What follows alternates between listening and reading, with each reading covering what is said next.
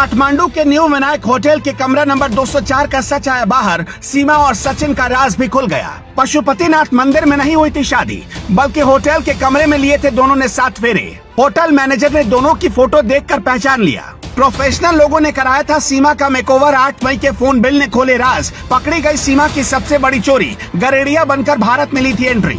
फूफी code word का करती थी इस्तेमाल। टीवी चैनलों पर बैठकर करती थी ऐसे इशारे जिससे पाकिस्तानी आकाओं तक पहुंच जाता था मैसेज।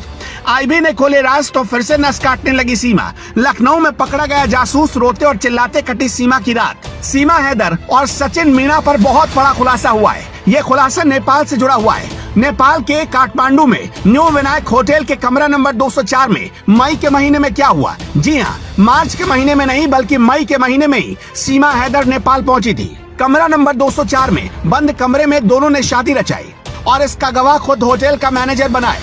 होटल के मैनेजर ने दोनों की तस्वीर देखकर दोनों की पहचान कर ली। अब जांच एजेंसियों को बहुत बड़ा सबूत हाथ मिल चुका है। शक तो तभी हो गया था जब सीमा हैदर और उसके बच्चे ग्रेटर नोएडा आते ही सचिन को पापा पापा कहने लगे थे। नोएडा आते ही सीमा सचिन को पति की तरह पूजने लगी। उसके चारों बच्चे सचिन को पापा बुलाने लगे।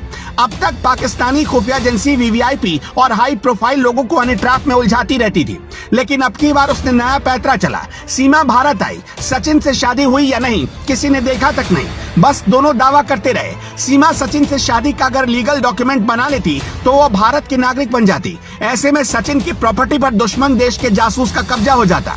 किसी तीसरे शख्स की मदद से पूरी तैयारी के साथ सीमा को भारतीय सीमा में दाखिल करवाया गया। सीमा ने बाकायदा पूरी तैयारी के साथ अपना ड्रेसअप इस तरीके से किया था कि वो ग्रामीण भारतीय महिला लगे, ना कि बाहर देश की महिला। नेपाल भारत की सीमा की सुरक्षा एसएसबी के जवान करते हैं। सीमा पर हाई रेजोल्यूशन कैमरे लगाए गए जहां से किसी का भी बच पाना नामुमकिन है, लेकिन वहां के सारे वीडियो फुटेज खंगाल लिए गए पर सीमा सचिन नहीं मिले। ऐसी आशंका है कि गरेड़िया का वेश धरकर सीमा और सचिन दोनों बॉर्डर को पार कर गए। बच्चों को भी इस हिसाब से गेटअप दिया गया जिससे किसी को भी शक नहीं हुआ और सीमा सचिन भारत में दाखिल हो गए। सीमा हैदर के मामले में ये सबसे हैरान करने वाला खुलासा लखनऊ से हुआ है, जहां सीमा का एक बड़ा राजदार पकड़ा गया। सीमा हैदर को गेटअप बदलने के लिए प्रोफेशनल ट्रेनिंग मिली। सीमा हैदर के लुक को किसी गांव और देहात की महिला की तरह दिखाने की खातिर स्पेशलिस्ट तैनात किए गए। सीमा हैदर को दुबई में कैसे रहना था, नेपाल में कैसा लुक रखना था और किस वेश में भारत नेपाल सीमा को पार करके भारत में दाखिल होना था, इसके लिए बाकायदा ट्रेन लोगों को रखा गया। सीमा को साड़ी पहनना सिखाया गया। हिंदू बनकर सिंदूर कैसे लगानी है ये भी बताया गया। मीडिया सोर्स का दावा है कि सीमा को हर मौके पर कैसे गेटअप बदलना है इसके लिए बाकायदा 1 साल तक ट्रेनिंग मिली। सीमा को दुबई तक पहुंचना है और दुबई से नेपाल कब जाना था ये भी पहले से तय था। भारत आने से पहले सीमा ने 70,000 पाकिस्तानी रुपयों में एक मोबाइल फोन खरीदा। जरा सोच कर देखिए, जो खुद को गरीब बताती है उस महिला के पास 70,000 रुपए कहां से आए। यूपी एटीएस के अधिकारियों ने सीमा हैदर से ये भी पूछा कि क्या तुम कोई कोडवर्ड का इस्तेमाल करती थी। पूछताछ में एटीएस ने सीमा हैदर से जब पूछा कि क्या उसने कभी फूफी और फल जैसे कोडवर्ड का इस्तेमाल किया। दरअसल पाकिस्तानी खुफिया एजेंसी आईएसआई के कामकाज की कोड लैंग्वेज में फूफी उस शख्स को कहा जाता है जो अपने देश से जुड़ी जानकारी आईएसआई तक भेजने का काम करता है।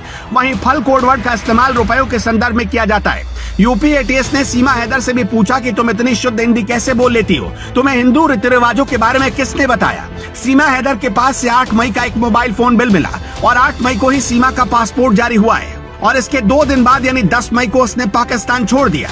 भारतीय खुफिया और जांच एजेंसियों की जांच के दायरे में अब ऐसे एजेंट पर भी नजर है जो इस तरीके की खास तैयारी करवाते हैं। भारत में अवैध तरीके से लोगों को घुसवाने में मदद करते हैं। खुफिया सूत्रों के मुताबिक भारत नेपाल सीमा पर 13 मई को सीमा हैदर और सचिन के भारत में एंट्री के दावों की सच्चाई की पड़ताल की जा रही है। 20 घंटे से ज्यादा की पूछताछ में और भी कई बड़े खुलासे हुए। एटीएस ने सीमा हैदर से जानना चाहा कि 4 बच्चों की मां सीमा हैदर खुद को पाकिस्तान के छोटे शहर से बताती है, लेकिन पबजी गेम में दिन भर व्यस्त रहती है, कैसे, और 70,000 का फोन उसके हाथ कैसे आया।